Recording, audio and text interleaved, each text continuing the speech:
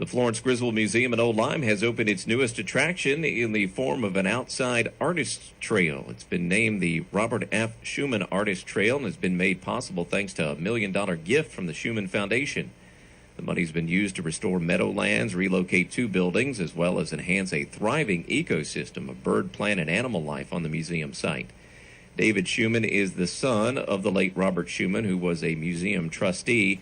Said his father always believed in making the museum whole again and would have been very pleased with the new trail named in his honor. When the Florence Griswold Museum came to us with the idea of creating an entirely new landscape for the museum, we saw this as an opportunity not only to create a beautiful outdoor space that would enhance the atmosphere of the museum, but to create something that would help restore the ecology of the area and the Lieutenant River. The new trail brings together the full 13 acres of the original site and will allow visitors to see and experience how artists once saw and interacted with the property.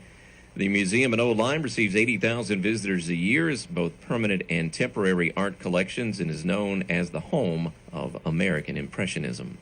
Rebecca Bollier is the current director of the museum. At the ribbon-cutting ceremony to celebrate the new trail, she thanked and recognized former museum director Jeff Anderson, whose vision and persistence, along with the late Robert Schumann, a former museum trustee, helped make the trail a reality. It was his goal to reclaim all the disparate pieces of Miss Florence's estate that were sold after her passing and to restore to its entirety this treasured American landscape. The new trail will allow visitors to see and experience how artists once saw and interacted with the property. The museum in Old Lyme receives 80,000 visitors a year and has both permanent and temporary art collections. It calls itself the home of American Impressionism.